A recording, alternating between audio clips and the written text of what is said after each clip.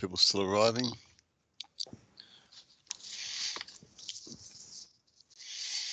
Today's webinar is brought to us with the support and the thanks of the North New South Wales Regional Office of Australian Industry Group, and we thank them for their support. My name is James Scotland.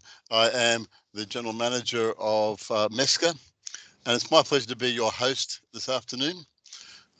Co-host in actual fact, because Trevor Stewart, the Regional Manager of AI Group in North New South Wales, is going to help with the hosting duties. I'll introduce him more fully shortly, but for now, g'day Trevor, and thanks for helping out today. G'day James, thank you, and hello to everyone. Let's just pay our respects to the people who are the traditional owners and custodians on the land of whom we all meet. Pay our respects to the elders past, present and emerging, and acknowledge the answers that have come before us.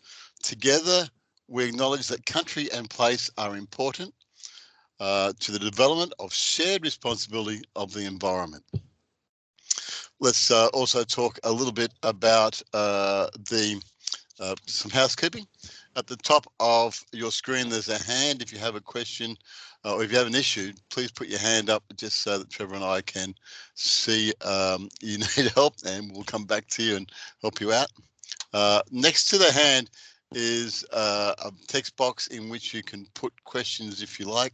Those questions are public and everyone can see them. So you could type a question in there if you like, or you can go to info@MESCA and send us a private question, or go to our LinkedIn site at Mining and Energy Services Council of Australia and start a chat. Any of those would be good. It's up to you.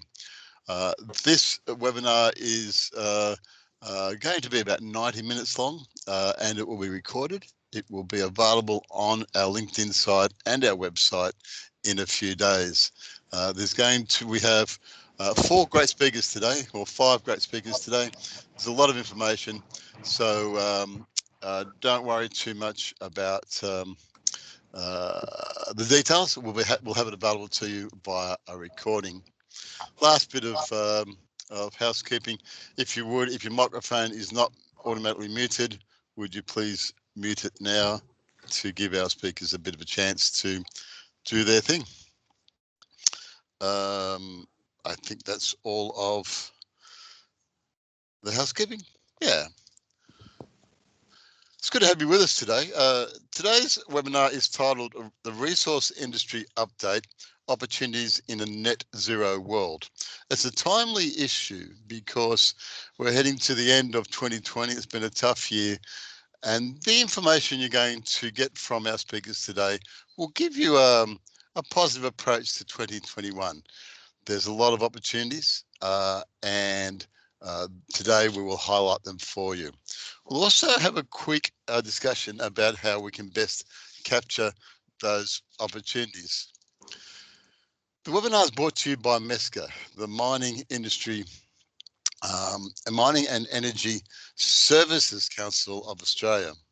And for those new to MESCA, it's a membership organisation committed to helping new suppliers to the mining and energy industry to do 3 things: to identify new business opportunities, to successfully secure these opportunities, and to gain the competencies and capabilities necessary to succeed with these opportunities. In the past, in the boom years, MESCA has mainly focused on letting you know about the opportunities that are coming up via project briefings, project lists. But as the industry is in transition, we need to focus on the other 2 as well as just letting you know about what opportunities. So in the time ahead, and with me as the new general manager, we're going to focus on the 3 issues of what projects are coming up, how do you secure those projects, and how do you succeed using new capabilities and competencies. Because the environment has changed. All across across all of the sectors, we're now in transition. For a start, institutional investors in Europe and elsewhere are either reluctant to invest in mining and oil and gas, or they're looking for clear, verifiable proof that the mine and the operation is best practice, is socially acceptable, is a responsible, efficient, effective mining operation. There's a lot more pressure on the operators to perform at a higher level. But on top of that, there's also pressure on them because they are not attracting the investors like they used to. And so they are looking more broadly at the supply chain to provide some of the factors, some of the operations that they used to do.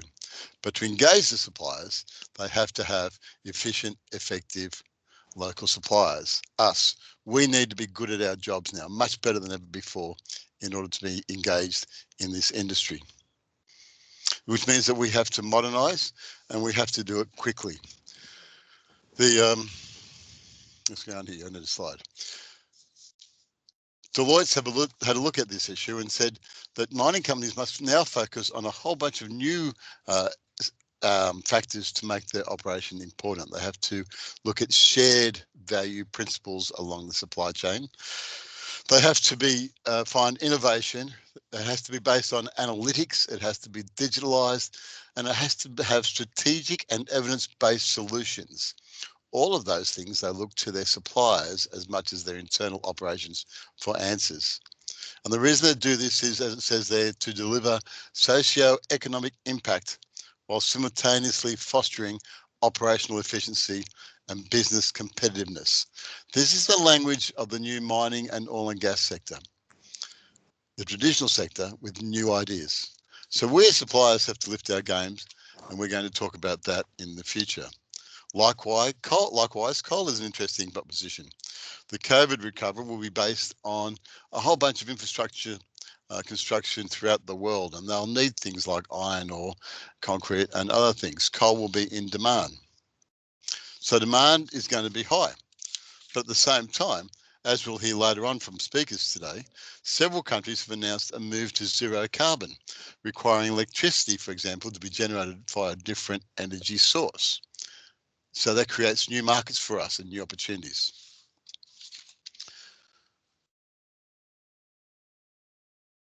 It means that cars, buses, trucks will soon be moving over to electricity from fuel, and electricity generation will look towards um, alternate energy sources from coal, and it also means that there will be a reduction in the need for oil. We'll have whole new markets coming up. So overall, our industry is in transition.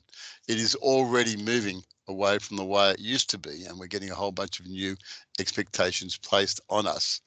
In my research since becoming general manager, I've had it reconfirmed that Northwest WA and in North Queensland, the mining operations are looking for highly efficient, highly effective, new style digitalised supply chains. Let's make sure we're ready for that. There's a lot of pressure on the mining operators to improve. There's emerging new supply requirements, and there will be a recovering economy that will create a boom in allied industries. All of this provides us with lots of opportunities. It's going to be exciting, but it also means we have to change and we have to modernise and continuously improve. But here's the thing, and here's the good thing. Industry transitions are not like the euphemistic disruptions. They don't happen instantaneously. They happen over a period of time. The transition by Australia from off the sheep's back to beef and other industries happened over a 50-year period. The national flock peaked in 1889, and it was in continuous decline until 1940, apart from the period 1915 to 1918, when wool was in high demand. Why was that? Well, World War One, and the uniforms required for our troops. But it didn't stop the trend of it continuously declining. And when we look at industries in transitions, we have to look at the trends, not the current trade. Let's keep that in mind. Coal might peak, but it will go up and down. Look at the trends. And of course, the one we talk about a lot is the transition from horse and cart to cars. That took 40 years, roughly. 1900 to around 1940, before cars were everywhere. And it required companies to change, to go from building carriages and wheels and leather and saddles to seats and chassis and car bodies, etc. Each company had to decide how and when, at what pace they would change within the transition, because transitions take a while. They don't happen instantaneously. So when we talk about transition for the rest of today, let's remember that it takes a while, but we have to change our businesses at the right pace.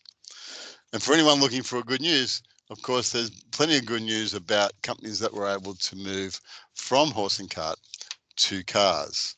In fact, this company, as you know, did very well for 100 years.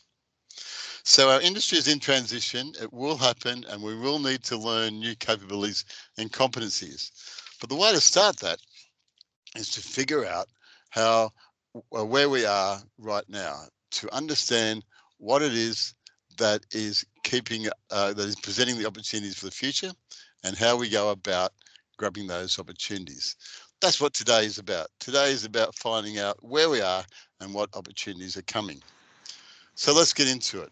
With that, I'd like to hand over to my co-host, Trevor. Trevor is the Regional Manager for North New South Wales for AI Group. He has 20 years experience in heavy industry and business advisory. He has a degree in material science and an MBA. He's a Hunter Valley native. When he's not working, you'll see him vigorously and energetically smashing the soccer fields in the region. He's a colleague and a friend. Over to you, Trevor. Can you pick it up from here, and let's find out where we are in the transition of the mining and energy sectors. Lovely. All right. Thank you, James, and thanks everyone for joining us. Here we go. I'm going to try and share my slides here.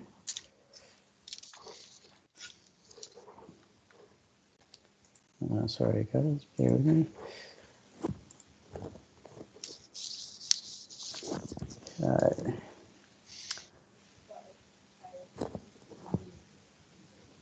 Okay. James, yeah, you can see that? Coming up. There we are. Lovely. All right. Thank you. So just quickly, I've only got a couple of minutes here, but I just want to talk through a couple of things. Firstly, all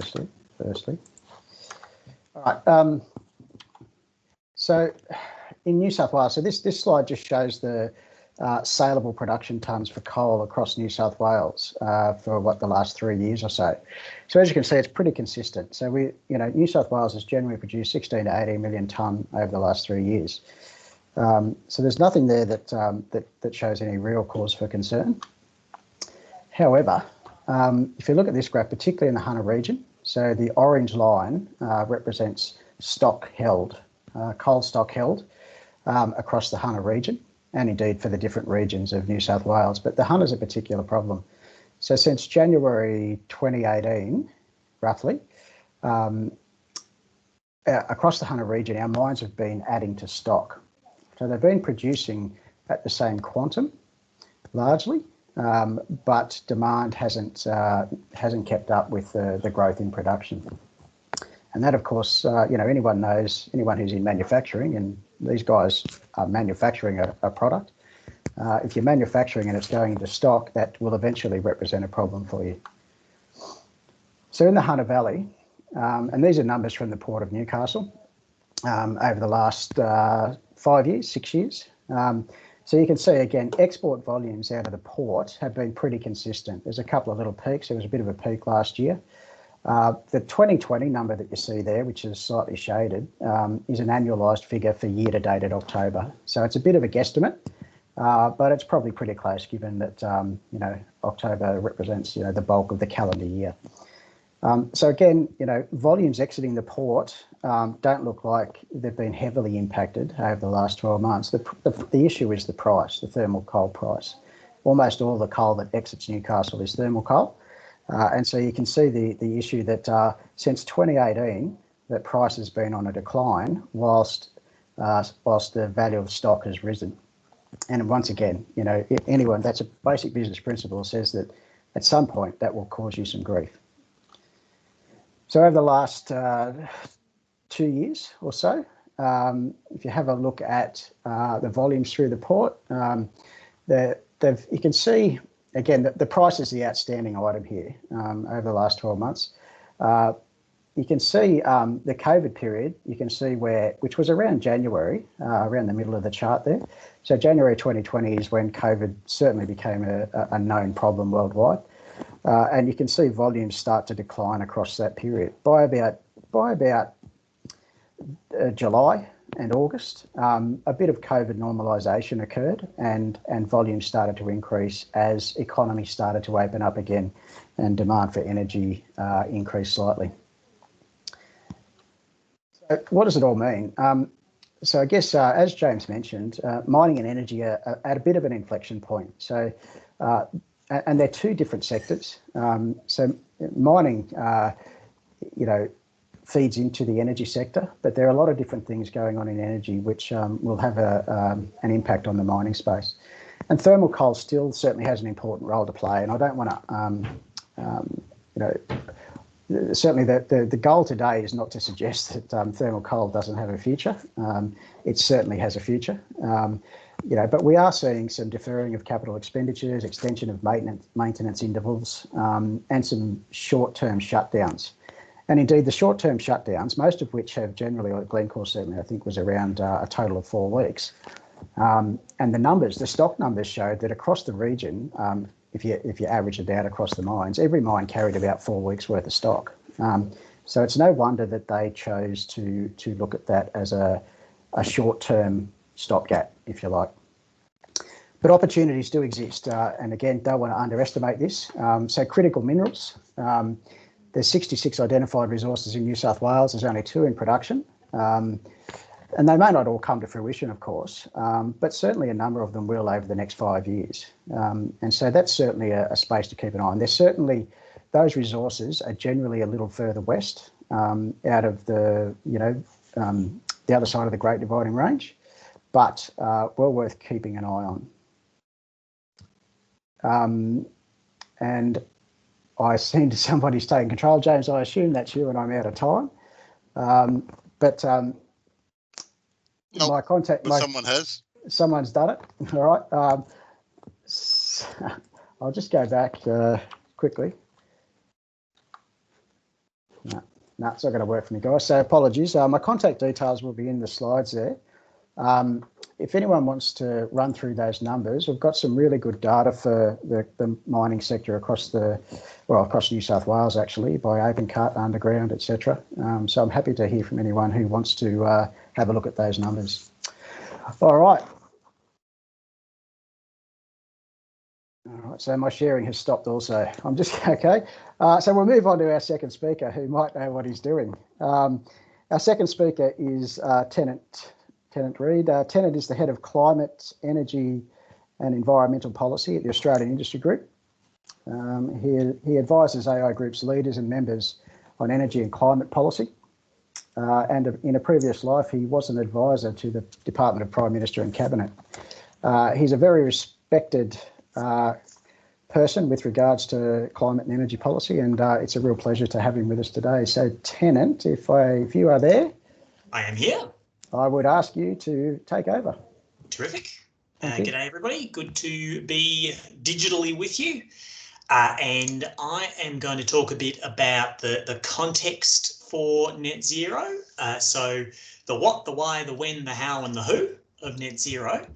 And I will set myself let's see how we go in 10 minutes. And if I'm not done by then, I should be wrapping up pretty rapidly. We will come back to this summary at the end. So we're hearing a lot about net zero emissions. It is in the political winds, it's in the finance pages, there's a lot about it in diplomacy. We should talk a little bit about what it is and the implications that has for ultimately what it's going to mean for industry.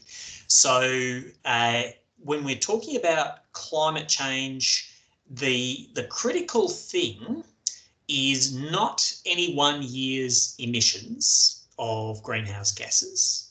It is the total quantity of greenhouse gases in the atmosphere. So it's an issue of stocks, not just flows. So there are sources of greenhouse gases: burning fossil fuels, process emissions from things like making cement, methane leaks from mines and from gas extraction, and burps and farts from livestock, deforestation. But there are also human-caused removals of greenhouse gases from the atmosphere, like reforestation, like increasing the soil carbon content of agricultural land, like capturing carbon dioxide and pumping it underground, or like storing carbon in building materials.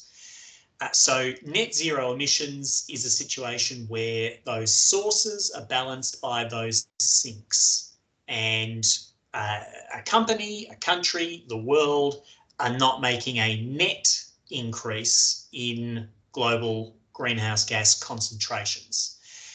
And the reason why we talk about net zero rather than absolute zero is because some sources are much harder and more expensive to reduce or eliminate than others. Some sinks are comparatively cheap. Net zero is as challenging as it is a much easier, cheaper thing to achieve than absolute zero. But it does imply that it's not going to be a net zero world, even with that flexibility, is not one where it's likely that anybody's going to be doing exactly what they're doing today in exactly the same way, because for everybody who's got residual emissions, mathematically there have got to be people, sectors, countries with negative emissions to balance those out. So that's the what. The why, as I was saying, it all comes down to climate change. This is fundamentally the net zero emissions discussion is about climate. Tennant, sorry, I've just got a message that your screen sharing has stopped. Oh, is that an issue for anyone else? No, it's fine. It's working for me. Okay. Getting it. All right, apologies. Away you go, Tennant. Right. Working for me. So, because it's a stock issue, not a flow issue, the flow of greenhouse gases has got to get zero at some point to stabilise temperatures at whatever the target level is, whatever view we take on the safe level of warming or the achievable level of warming. Sticking to that means at some point you've got to get to global net zero. And the longer it takes you to get to net zero, the higher the level of climate change or temperature increase that we're ultimately accepting. So that raises the question of when. Now, the Paris Agreement embodies, among other things, agreement that the world wants to avoid, we want to keep climate change to well below a 2-degree centigrade increase on pre-industrial levels, and pursue efforts, there's this slightly fuzzy diplomatic language, to keep below 1.5 degrees. And the Intergovernmental Panel on Climate Change, so the expert assessment body that takes a look at all the scientific and economic and other evidence and gives their best advice to policymakers, their most recent assessment is that to keep globally below 2 degrees, you'd need to hit global net zero around 2070. For 1.5 degrees, you need to hit global net zero around 2050. But that's globally. Now, who should go faster, who should go slower, who should go at exactly that pace? That is not a question for science, but for ethics, economics, diplomacy. There's a wide expectation, common assumption that advanced economies should go faster within that. But emerging economies, especially China, which account for such a large share of world emissions now, they can't really lag too much behind those numbers if we're to have any hope of sticking within the temperature goals that we've set. Discussion, certainly within Australia, but within most advanced economies, centres on net zero by 2050. So how? how would we achieve that? Now, there's a lot of discussion about electricity. There's a lot of discussion about renewable energy, and renewable energy is certainly getting very cheap, although the costs of integrating it into the energy system to produce power when we want it, they're complex. They certainly need management. But the energy itself is getting ever cheaper from wind and solar. These are statistics from the average prices achieved in world auctions of contracts for different forms of renewable energy, and they have been plunging very sharply over the past decade. Now, if you look at the comparison between those sorts of costs for wind and solar and the levelised cost of other sources of electricity, like wind and solar are pretty clearly going to be an enormous part of the energy future. They're cheaper than other clean energy options at this point. They are even cheaper than unabated coal and gas in the Australian market. But while we can expect to see a lot of change there, despite the complexities of incorporating variable sources into a grid that needs to meet our needs all the time, there's a lot more to the net zero story than electricity. So this chart shows historical data and projections for Australia's greenhouse gas emissions from different parts of the economy. And electricity is just a third of current emissions. We've got transport sector emissions, mostly from cars and trucks, but aircraft, ships, rail playing a role in there as well. We've got agricultural emissions, mostly from livestock. We've got fugitive emissions from mining and gas extraction. We've got direct combustion, so a lot of industrial heat most of it currently is derived from coal or gas, a bit of oil, bit of other stuff. Industrial processes, making steel, making cement, other processes that produce synthetic greenhouse gases produce emissions. Bit of waste left, and land clearing, LULUCF, land use change and forestry, which in Australia has gone from a net source as recently as a decade ago to a net sink today. So there are options for cutting or eliminating or going in some cases to negative emissions across all of these sectors. But I would say by and large, they are further behind in their progress towards commerciality, or more than commerciality, than wind and solar in the electricity sector. There's a reason why we talk about those things so much. They've come along by leaps and bounds. But if you look at the current solutions and the future potential solutions in all of these spaces, there is a lot. And a lot of it probably is going to involve electrification of processes that are currently fueled by oil, by coal, or by gas.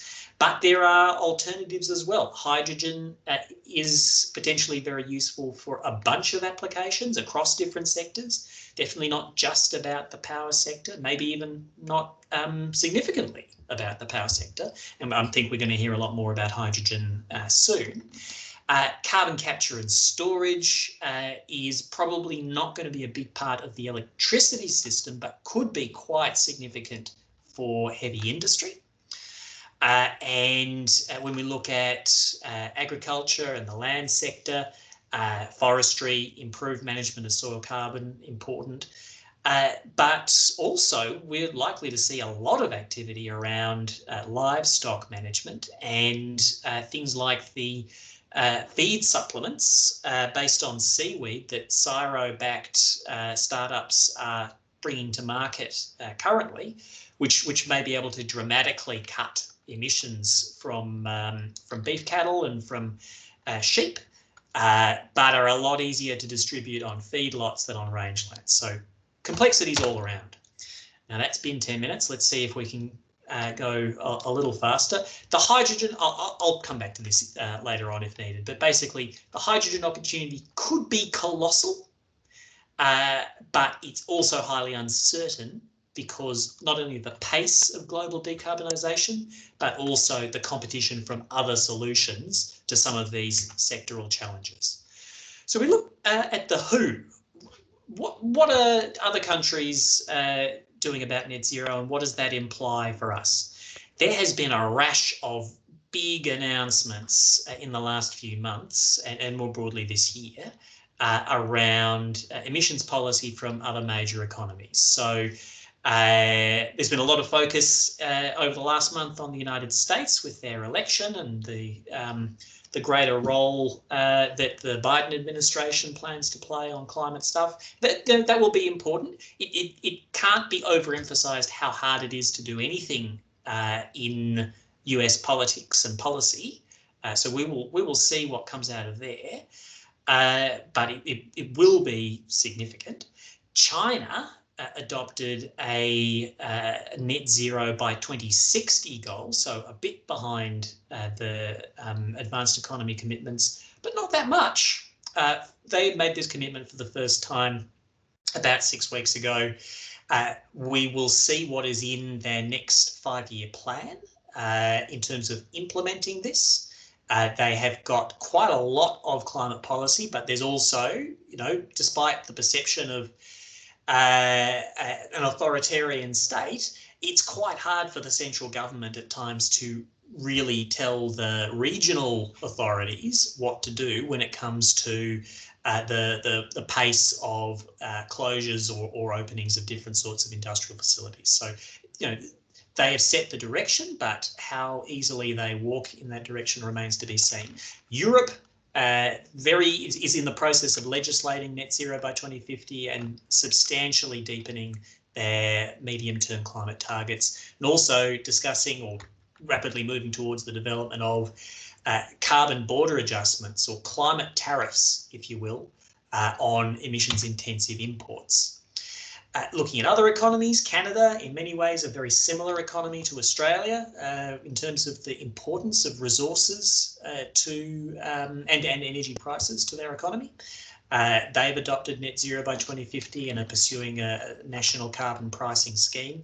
South Korea and Japan both committed to net zero 2050 last month, which is a big deal. The South Korean government has announced a $62 billion Green Deal to foster low carbon and zero carbon investment across the economy. They're going big on hydrogen. They're going big on electric vehicles. Japan, the new Prime Minister, announced this target recently. They have not reframed their policies yet. We can expect to see a big policy push next year around greater encouragement for renewables and greater encouragement for the reopening of Japan's nuclear industry, and a lot on hydrogen as well. So if we just look briefly at the implications of this, now about 18 months ago, the IPCC did a big report on net zero emissions, on keeping global warming to 1.5 degrees. They looked at more than 100 modelled scenarios for by different modelling outfits, economic modelling outfits around the world, for how the world could most plausibly stay within 1.5 degrees. And they summarised the findings of those model runs. Now, these are not wholly writ. There's a lot of uncertainty. The models are being improved all the time, but they are a broad guide to the recent state of economic expectations. And they found in the median of those scenarios that between 2020 and 2050, world coal use in primary energy would decline a median of 83% from its 2020 level, with potentially a range of anything from a 99% decline to a 57% decline. Gas, the uncertainty range was much larger, a median of a 40% decline, but as much as 88% down or 85% up, depending on assumptions about the rollout of carbon capture and storage and the progress on other technologies. Oil demand, a substantial decline, a 2/3 decline in the median case. So that was if the world did what was necessary to reach 1.5 degrees. Looking at the commitments that have come out in the last month or so and comparing those countries to Australia's exports of met coal, thermal coal and gas in 2018, the bulk of our exports in 2018 went to countries that have now committed to net zero. Now, the technical uncertainty about which are going to be the best pathways leaves some room for doubt. The political uncertainty about how rapidly these countries will move to fulfil these commitments leaves some room for doubt. And there's for sure going to be boomlets and bustlets from other factors along the way. But you'd have to say the central case is for a significant contraction in global demand for these resources over the next few decades. And while Australia's got terrific resources, a very productive industry, and we may do better than others in holding on and meeting what demand there is, it looks like a market that on average is going to be smaller in volume and lower in price than will be comfortable for a lot of participants in that market at the moment. So other opportunities will be pretty important. So just to summarise there, net zero, emissions of greenhouse gases balanced by removals. Climate change will increase until the stock of greenhouse gases is stable. The best advice we've got is that needs to be globally sometime around 2050 to 2070, depending on how much climate change globally we're willing to accept. It's complex but doable to get there. There are different options for different sectors. The fossil outlook is uncertain, but overall a bit bleak. And the commitments from most major economies already are significant, but there's a lot of work for them to do to actually walk the talk. And we will see some of that unfold over the coming year in the lead up to the big UN climate conference in Glasgow. And I might stop there. Okay. Excellent. Thanks, Tennant. We did have a question there, but we'll save the questions till the end. Stephen, thanks for your question. I'll put that to Tennant later on. Our second speaker is Andrew Bridger. Andrew is a senior economist for the Australian Industry Group. He's responsible for the analysis and commentary on Australian and international economic developments. He holds a Bachelor of Economics and Finance from the University of Queensland. And yes, folks, our favourite economist at AI Group is a Queensland lad, apparently. Today, Andy will provide an overview of the latest economic indicators, what shaped economic recovery we can expect, and an insight into the changing global market for Australian coal. Andy, the crowd is all yours. Great, thanks, Trevor. And yes, I have lived in Victoria the last few years, but I'm very much still a Queenslander. So good afternoon, everyone. It's great to be with you for this MESCA resource industry update. So as Trevor pointed to, my economic update today is split into 3 sections, about evenly split. Firstly, a look at some of the latest economic data. Secondly, what shaped economic recovery we can expect. And finally, a quick look at the minerals outlook in the changing global market for Australian coal. So firstly, the latest economic data. And as everyone already knows, Australia was in recession for the first half of 2020. The 7% contraction in the second quarter was the largest fall in GDP since quarterly data commenced in 1959. As shown in the chart, it truly was unprecedented. The economy was on life support in the second quarter. Household consumption crashed, but strong growth in government spending and solid exports of iron ore cushioned the full impact in national economic growth. Australia's economic response to COVID-19 has been about supporting incomes and jobs. This has mainly been done through the JobKeeper, JobSeeker, and the superannuation withdrawal programs. So without JobKeeper and the increase in JobSeeker, Australia's unemployment rate would be approaching the all-time highs hit during the Great Depression.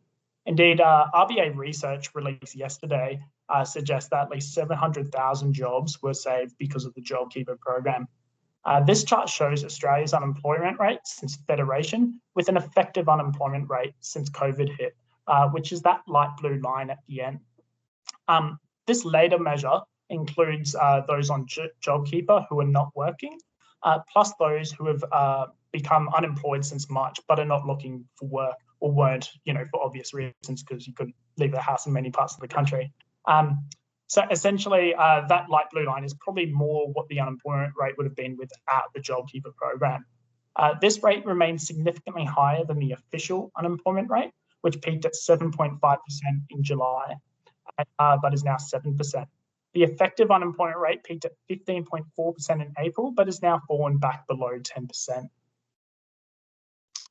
So as shown in this visualization, employment growth has fallen much harder and faster in 2020 than previous recessions, but it has also recovered much faster so far.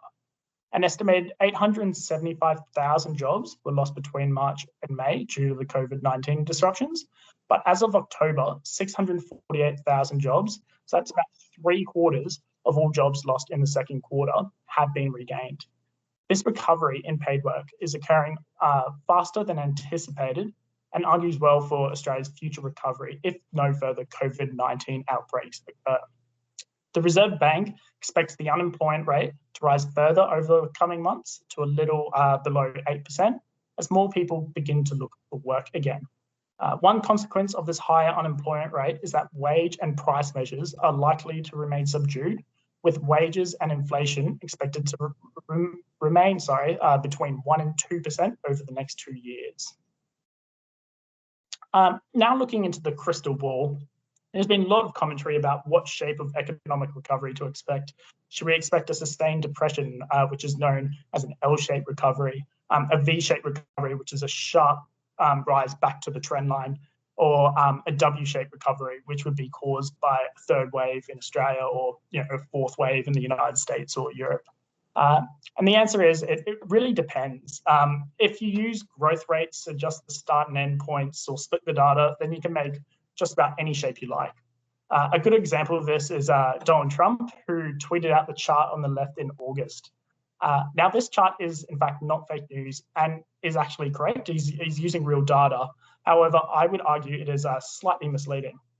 A more appropriate chart, given the magnitudes of volatility we have seen in the pandemic, is the one on the right, which shows the level of jobs. As you can see, the United States has only recovered half the jobs from the pandemic's initial hit, and the recovery looks to be slowing. So be careful if you see someone saying a V-shaped recovery is occurring when they accompany it with a growth chart. I would warn against using growth charts to describe the shape of recovery. Rather, we should be looking at the levels. Now, the OECD's latest economic outlook says the global economy has improved since June, but risks and uncertainty remain high. And for those that don't know, the OECD is an organisation of 37 nations, mostly rich countries, including Australia. They say the global economy is now at its weakest since World War II, with global GDP falling by 10% and trade volumes falling by 15% in the first half of 2020. So the OECD's base case is for global GDP to fall by 4.5% this year and recover by 5% next year. This scenario could be better or worse, depending upon the length of time required to control the pandemic and rebuild confidence within business. The upside scenario is I would say a Nike tick-shaped recovery, so that's that blue dotted line, whereas the worst case scenario is more like a W-shaped recovery, and that's that green dotted line in that chart. Either way, there is no V-shaped recovery back to that blue solid line, which is what would have occurred without COVID-19. Now, the International Monetary Outlook is very similar to the OECD's, but the IMF is another international organisation. They expect global growth to be better than first feared in 2020, but to be worse in 2021 because of the prolonged pandemic. However, there has been recently good news, of course, with all those vaccine announcements. GDP in the majority of countries is estimated to have fallen by at least 3% in 2020, as you can see by vast amounts of red on that global map. This contrasts with the global financial crisis, where only about half of countries experience falling GDP. As you can see on this map, there are very few countries coloured in green, with China and some Southeast Asian countries as a notable exception. So looking specifically at Australia, the Reserve Bank is expecting GDP to decline by 4% this year. They are then expecting growth of 5% next year and 4% over 2022. These are fast growth rates, but because of the size of the fall in the first half of this year, it will take until the end of 2021 for us to reach the level of output at the end of 2019, the same level. The RBA is expecting a Nike tick-shaped recovery, but the pandemic will have long-lasting effects on the Australian economy. Overall, the economy is expected to be noticeably smaller at the end of the forecast period than anticipated prior to the pandemic. Low levels of population and business investment, which will impact productivity and growth over an extended period of time. So in terms of population, Treasury predicts 1 million people in Australia by the end of next year than originally thought. That is the size of the city of Adelaide, and fewer people means less economic activity. The immediate economic recovery, of course, depends on the course of the virus. Now onto the minerals outlook and the changing global market for Australian coal. And firstly, I'd just like to touch on some real positives in the minerals sector. So a common response we often hear from members is concerning business profits. So in recent years, a lot of media commentary has focused on business super profits compared to low wage growth. However, many CEOs and finance managers that I speak to, particularly in manufacturing and service industries, have been asking, where are these profits? I'm not seeing any of them. And this chart goes a long way to explaining where those profits are accruing. So it is in the mining sector, where nominal profits are up about 175% since the recent low point at the start of 2016. This has been driven by both an increase in the price of our main export, iron ore, but also an increase in export volumes. So, for example, from the new liquefied natural gas plants coming online up in Queensland. And more recently, strong iron ore demand from China due to their recent infrastructure stimulus. And this is a result of the mining boom, moving into the production phase. So I kind of like to look at the mining boom in 3 stages. So you've got the price boom in the early noughties, followed by the investment boom at the start of last decade. And for the last few years, we've been in that production boom. So we're reaping the benefits of that investment boom, which is shown in this chart. Regarding the mining investment outlook, so that's that second phase, that investment boom, the decline in mining construction work done since the 2013 peak appears to be coming to an end, with a sustained increase in iron ore investment, supported by elevated prices and offsetting weakness elsewhere. The chart on the left shows that although mining investment intentions for this year are weaker than previously expected, investment expectations remain higher than what was spent last year, despite the interruptions from COVID-19. The mining-related pipeline has been growing since the recent low in 2019, as new projects are announced and maintenance on previous projects is undertaken. So as shown in the chart on the right, iron ore capex increased to its highest level since 2014. This has been underpinned by a handful of multi-billion-dollar projects, and coal capex is also up from its 2017 lows, with exploration expenditure increasing for a 3rd year in a row, rising to its highest level since 2013-14. However, there is a growing preference for coal expansions over new project investments. Now looking specifically onto the outlook for coal. For the short-term outlook, I will quickly touch on the outlook for met coal and then for thermal coal. So as most participants here today would know, met coal is primarily used to make steel, and almost all of what is produced in Australia is exported. Indeed, Australia is the #1 met coal exporter in the world. So these coal prices have fallen sharply in recent months, reaching 4-year lows due to the demand side impacts of COVID-19. But Australia's met coal exports are forecast to fall sharply this financial year, so in 2020-21, but export earnings are expected to recover to about 28 billion in 2021-22 as world steel production recovers, with rises in both volumes, so that's the chart on the left, and prices, so that's the chart on the right. So thermal coal, which is primarily used in electricity generation, and about 3/4 of what Australia produces is exported, and that makes us the 2nd largest thermal coal exporter globally. Australia's exports are forecast to decline to 208 million tonnes in 2020-21, as Australian producers cut output in response to low prices. As prices gradually rise again, Australian exports are expected to grow to 221 million tonnes in 2021-20. However, thermal coal prices are expected to remain subdued due to weak demand. So looking beyond the next 2 years, demand for coal will be shaped by the speed of the transition towards renewable energy sources, changing steel production technologies, and the pace of global economic growth. So this chart's from the International Energy Agency, and according to them, coal demand will not return to pre-crisis levels under stated energy policies, as shown by the blue line in this chart. So that's that top blue line. Coal's share of the energy mix is expected to fall below 20% by 2040, the first time since the Industrial Revolution. Coal use for power generation is heavily affected by downward revisions to electricity demand, and its use in industry is tempered by lower economic activity, which of course has happened because of COVID-19. Further, coal phase-out policies, the rise of renewables, and actually competition from natural gas lead to the retirement of 275 gigawatts of coal-fired capacity by 2025, which amounts to about 13% of 2019's total coal global output. Projected increases in coal demand in developing economies in Asia are markedly lower than previous estimates and not enough to offset these falls. However, there are still some markets in those developing economies in Asia. And the share of coal in the global power generation mix falls from 37% in 2019 to 15% by 2030 in the sustainable development scenario. So that's the green line in that chart. And this includes achieving energy objectives in full, such as the Paris Agreement, energy access requirements, and air quality goals. It should be noted that a net zero emissions by 2050 case is not projected here, but it could be even lower than that sustainable development scenario, depending on, of course, which countries agree to it. So, for example, what path the US takes.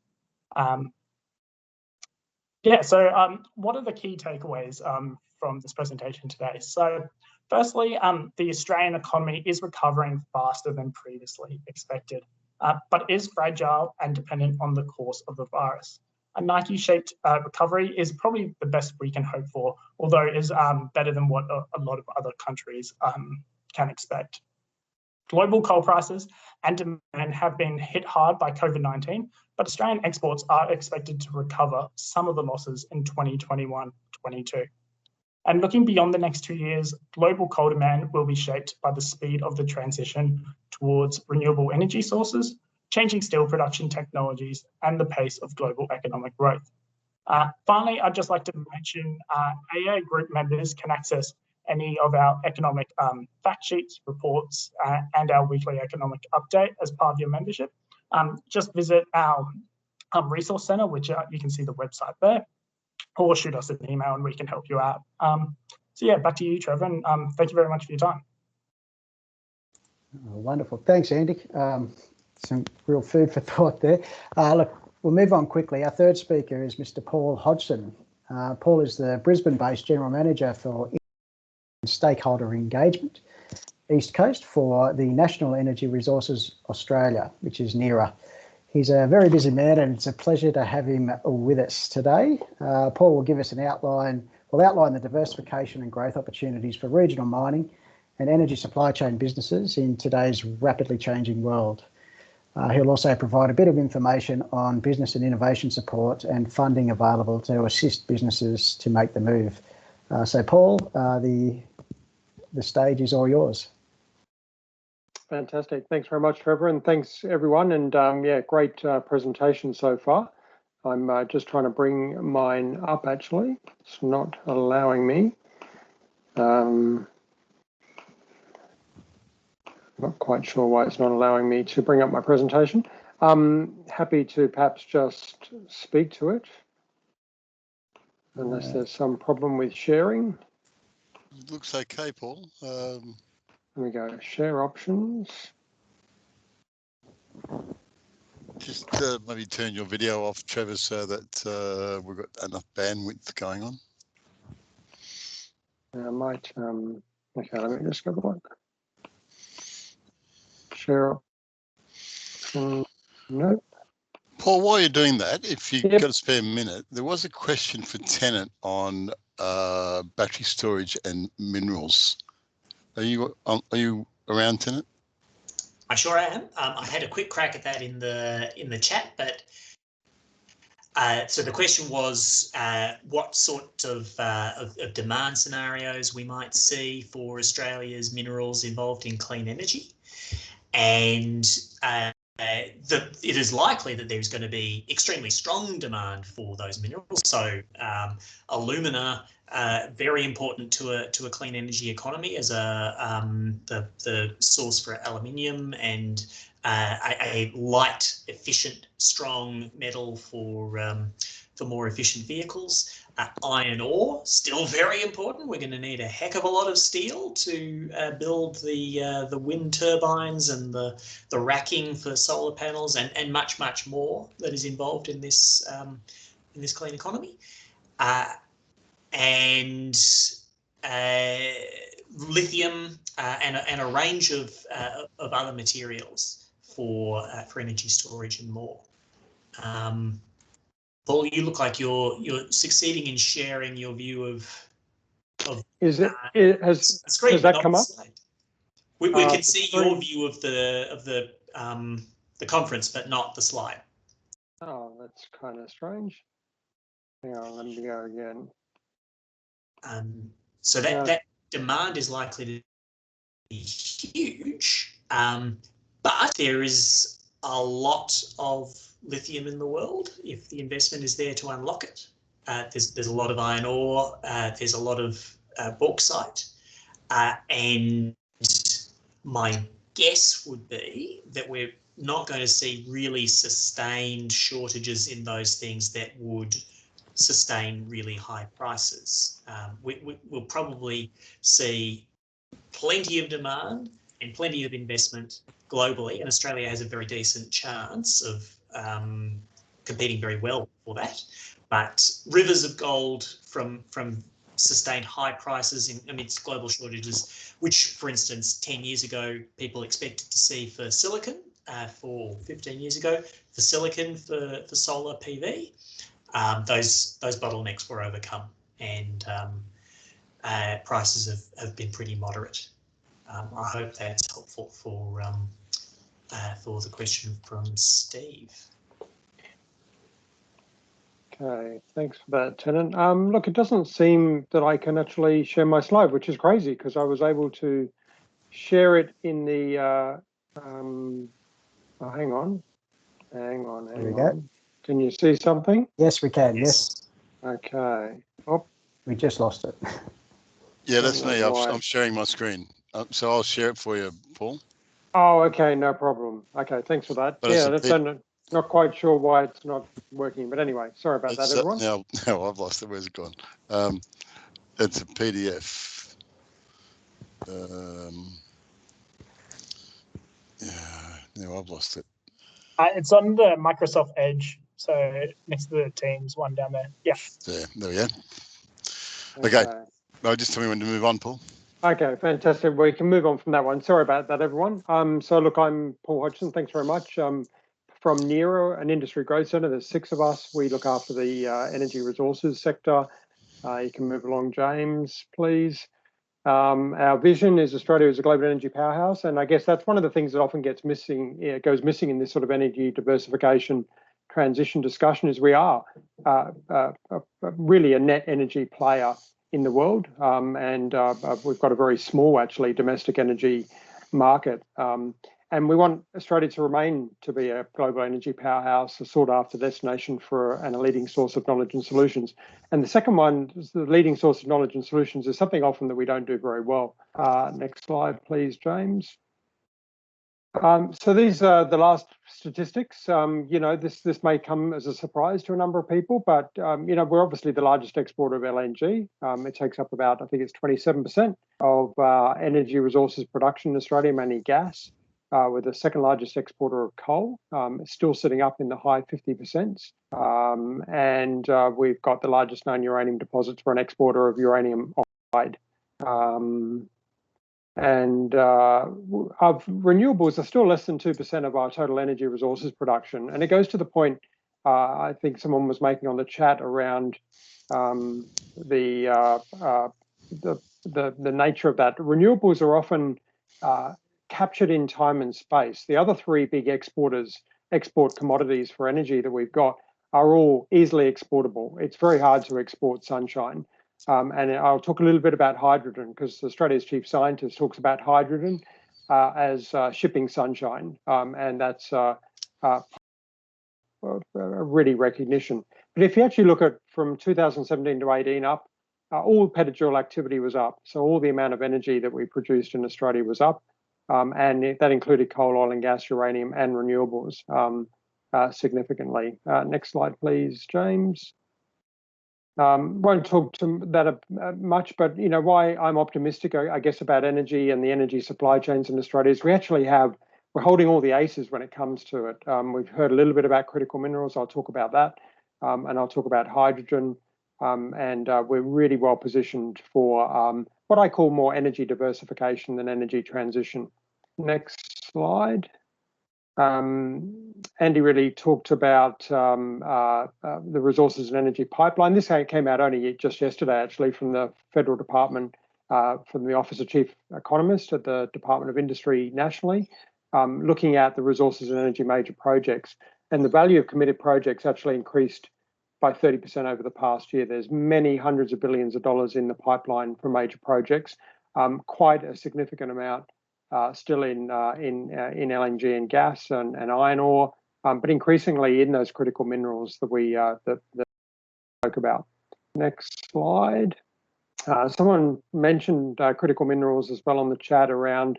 So just recently, the federal government set up a critical minerals facilitation office.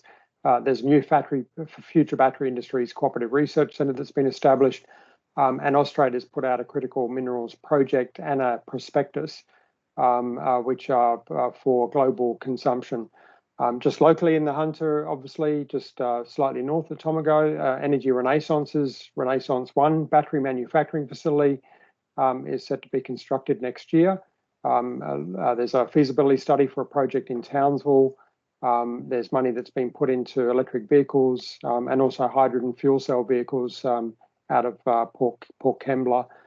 And what you're seeing is this beautiful link between low emission energy, mining, minerals processing, and new energy technology manufacturing, which is a tremendous opportunity for Australia. I'm very excited. I started as a graduate economist in the Department of Primary Industries and Energy almost 30 years ago, and it was all talking about value adding. And I actually think over the next couple of years, we've got the opportunity to really put those pieces together, and that'll be fantastic for regions like Newcastle and the Hunter, but also other really great regions with strong manufacturing and service capability. Next slide, please, James. Clean Energy Council puts out a large-scale renewable energy project tracker. You can kind of see there's about $19 billion in capital projects, about 13,000 direct jobs, and they're only ones that are in construction or due to be constructed soon. Next slide. And what's really important, I think, and it goes to the heart of that discussion around curtailing of solar farms that was also asked, is that I think there was a first wave, which was really the rooftop systems, and that's still going strong. And then there was the sort of grid-connected solar and wind farms, which is what I'd call the megawatt scale as opposed to the kilowatt scale.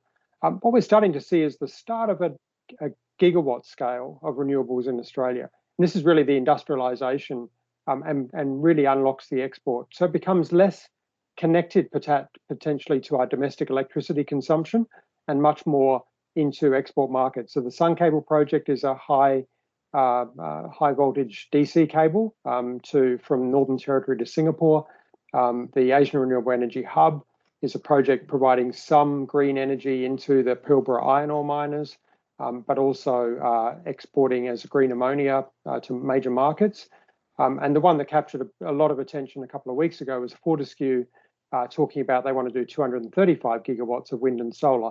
At the moment in Australia, we're adding sort of 4 to 6 gigawatts a year of solar. So you can kind of see that 235 is big. But, you know, a couple of times this year, I've heard from speakers that Australia would need 1,800 gigawatts of solar capacity to export enough green hydrogen to Japan in 2050. So I'm talking about 6. Twiggy Forrest is talking about 235 gigawatts. You can kind of see that there is a lot of runway to go on the renewables front, which a lot of existing companies will have great expertise in. Next slide, please, James. Technology Investment Roadmap came out earlier this year. The first one, it's going to be an annual statement that's put out. There were 5 key things. You've heard about those. Now I'll probably just talk about hydrogen production, but there's a whole range of things that the Australian government's going to focus on in terms of reducing Australia's emissions. Next slide, please.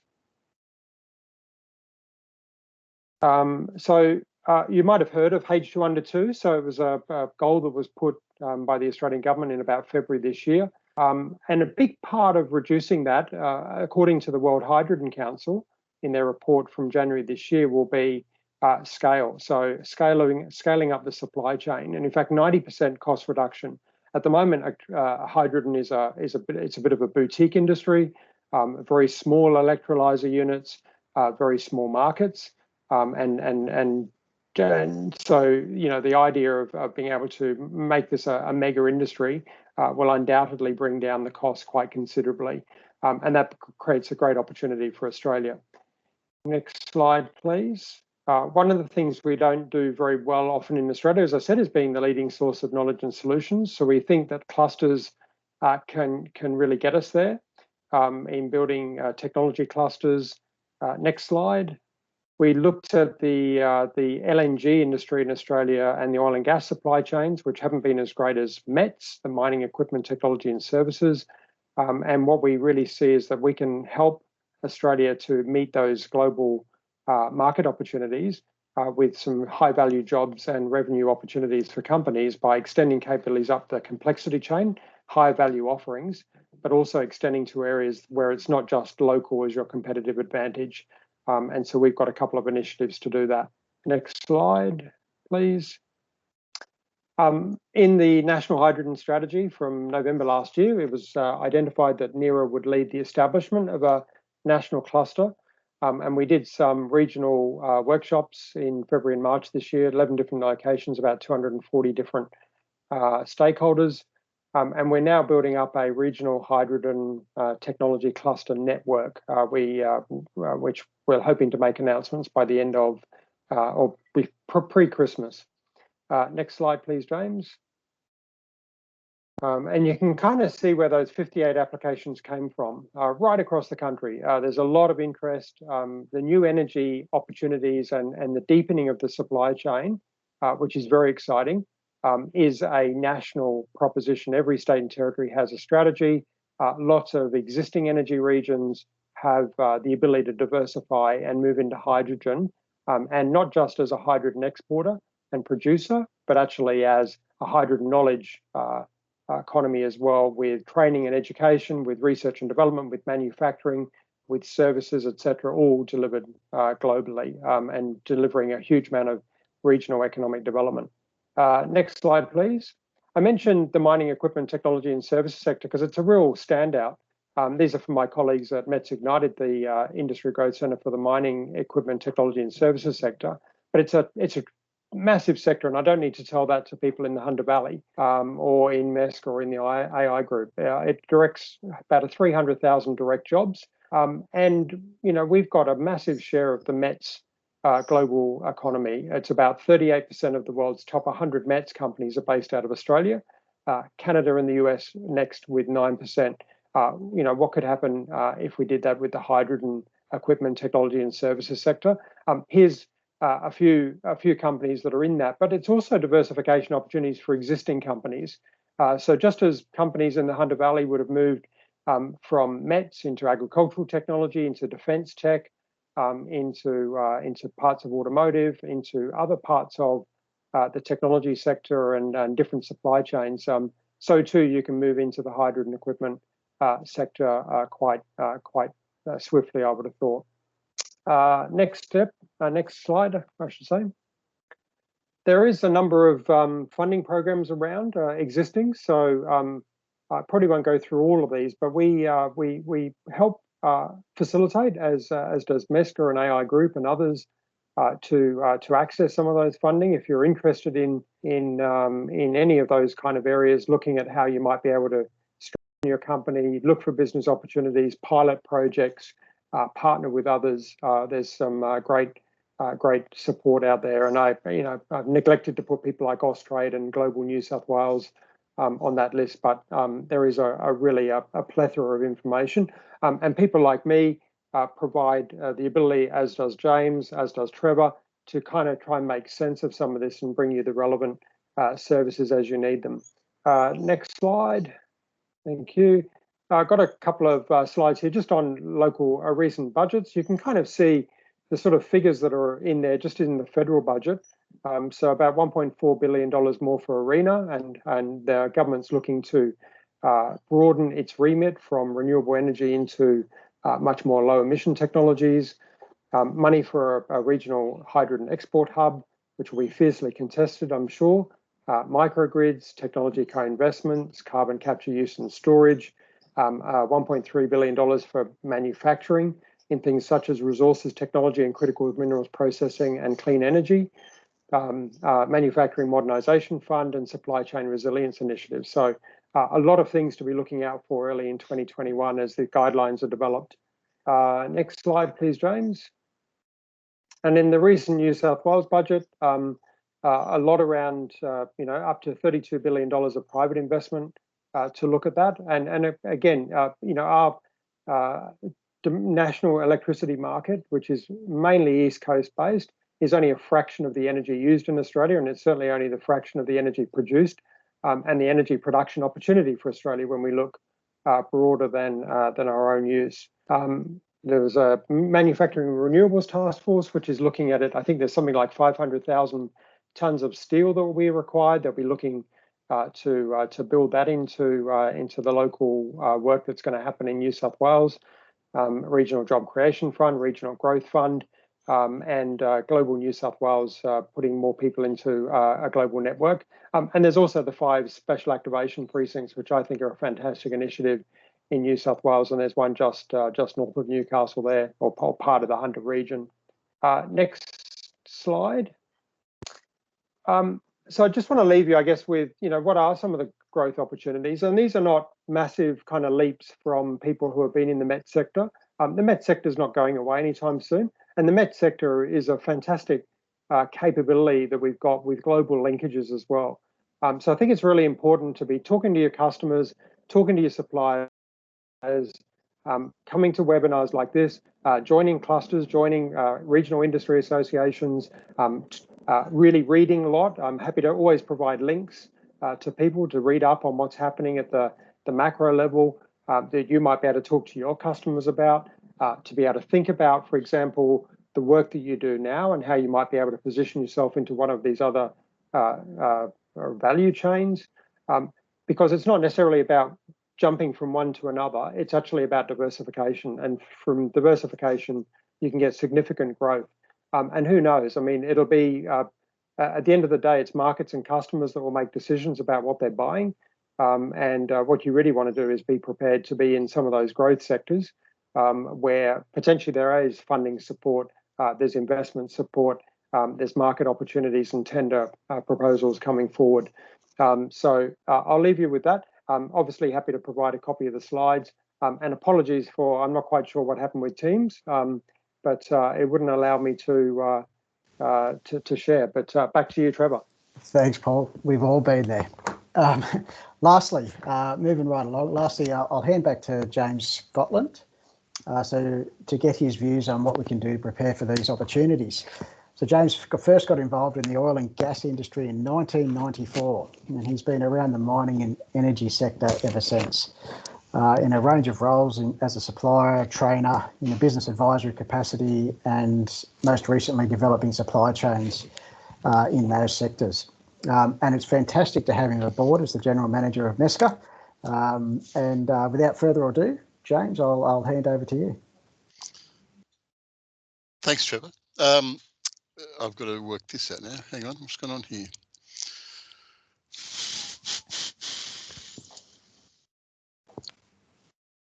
There we go. I don't want to say a lot. I just want to pull together what all the other speakers have said. And to me, what they're saying is that this is an increasingly complex industry with a lot of opportunities, a lot of different directions to go. Paul kind of brought it together nicely with the idea that there's METs and there's NERA, there's opportunities across all of that, as well as there's opportunities in traditional mining and in new mining. There is so much going on. What it means for us, though, is that we have to try and stay across these opportunities, and we have to try and do supply to those opportunities in a better, more efficient way. We have to come up with some new thinking. We've already covered the fact that mining is in transition. CSG, LNG is in transition. Coal is all over the place. Solar and wind, there are some limited opportunities, maybe more. Hydrogen and batteries. The whole industry is in different stages of flux. And as suppliers, we need to try and work it out. I think what we will do is that we will combine that complexity with the complexity of industry itself. Business itself is going through a lot of changes. Business itself is already trying to grapple with and succeed in Industry 4. We're trying to manage the risk management issues that arose out of COVID, things such as changing inventory level with disruption to global transport, single source of supply versus multiple sources of supply. Do we source globally or locally? All of those issues have changed our thinking because of COVID. And of course, how we manage people has changed because of COVID, and it is generally accepted that digitalisation has increased rapidly across all of the industries and will continue to increase as we see the success of digitalisation. In the resource sector, as well as every other sector, we're seeing that there is a need for visible end-to-end supply chains. As I said at the beginning of this, investors are starting to say to mining operations, we want complete visibility over your supply chain so we can make sure that everything is correct, everything is right. And as the suppliers, we need to be integrated much more than ever before. We need to be digitalizing and integrating and making our businesses more efficiently. And then, of course, there's still new technology to hit our industry, things like blockchain and possibly Bitcoin. So I would suggest, just to wrap it up, there's a few things that we need to do. My commitment to you as the General Manager of the new MESCA is to say we're going to take a portfolio approach to this. We're going to look at the various sectors. We're going to look at the change in business. We're going to have a look at the change in the industry. And we're looking at the emerging opportunities, both in the way we operate and in the markets that we want to head into. And we'll provide you with that information in as simple and as easily digestible way that we can. Today's presentation should have shown us all that it is desperately complex. And how do we stay on top of all of that? Well, we at MESCA, we at NERA, and we at AI Group will help you do that. Here's a few things to start thinking about to get yourself ready. Firstly, whatever you're doing now, now's the time to get it right. It's all going to change. So make sure whatever you're doing now is as efficient, as effective, as cost minimal as it can possibly be. Make sure your databases are correct. Make sure that you're collecting the information you should be collecting, because it's going to change from here. So get it right now. Secondly, get ready. As Paul said, be aware of all the things that are happening. Start understanding what it means. Start understanding what it's going to mean to your business, and start trying to put in place strategies that will digitalize and prepare your business for the transition that's going to happen. Make sure that you understand that your business is part of a greater supply chain. In supply chain these days, we're talking about stick your head up and look up the supply chain and down the supply chain and make sure that all of it's visible to you. If you don't know what's happening 2 or 3 stages either way, it's about finding out. Make sure that you understand what your supply chain looks like. We'll talk more about that next year. Make sure that you're flexible. This is not the time to have really asset-rich balance sheets. This is the time to have a cash-rich balance sheet that can enable you to be flexible, to pivot, and to respond to the opportunities as quickly as you can. You need to get connected. This is the digital world. Start understanding how you connect your business to your supply chain, to your buyers, to your industry. Get connected. And lastly, as Paul Hodgson said, get networked. Make sure you know who you should be talking to, including, of course, MESCA, AI Group, and NERA. With those few thoughts, we will pick up those thoughts next year. We'll pick up all the things we've covered here next year. We are heading towards Christmas. I hope that this has been worthwhile. And on that, I'll hand back to Trevor to see if there's any questions. Lovely. Thanks, James. All right, guys, thank you. We've now got 5 minutes up our sleeve. So if you do have a question, we'd love to hear it. If you just hit the raise your hand button. We've had a couple of questions which are in the chat, which I think Tennant has addressed. Is there any other? While the questions coming up, I did write down for Paul. Do you want to talk about clusters a bit more? It's something we don't do very well in Australia. And I was just wondering if you could just perhaps quickly paint the picture of what a cluster might look like if I'm a small business in Newcastle or in Queensland or in WA. Yeah, sure, James. And look, I mean, it's one of the things that happens in, these are predominant in Europe. There's probably I think there's about 3,000 technology clusters across Europe, and it's very much about building up that supply chain with a global basis. We deliver some fantastic capability in Australia, but it often does get a bit captured. And so there are, in mature environments, they do look like industry associations. I mean, in Hunternet is I think Australia's longest standing cluster. And it's really about the business, but actually about how do you scale and the capacity and the capability of those businesses in the global markets. What I tend to find is that we look at the resources sector and we often think about the construction jobs in those projects. In the real met sector, we've got people who are exporting technology, they're exporting services, they are local and they are world class, and that's really what we're looking to do in clusters. We missed the opportunity in LNG. We had $400 billion of construction work to become Australia's LNG, the largest LNG exporter in the world. In hydrogen, those global value chains haven't yet been built. So we think we can bring together Australia's capability and become a destination for that technology as much as the hydrogen molecules themselves. Yeah, thanks, Paul. Spot on. So it looks like there's no questions. I guess, James, I might just finish up for myself before I hand back to you by saying to any SMEs in the room, the government, both state and federal, are looking to assist. They're throwing money at industry. If there's assistance you need or assistance you want, talk to someone, be it AI Group, MESCA, any of your industry organisations. The Entrepreneurs Program, if you haven't engaged with the Entrepreneurs Program, they deliver a fantastic service and you should do so. And don't hesitate to jump on board and seek out some advice or assistance. So that's probably my last comment, James. I shall hand back to yourself and allow you to close off. Yeah, thanks, Trevor. And I thought that was a wonderful.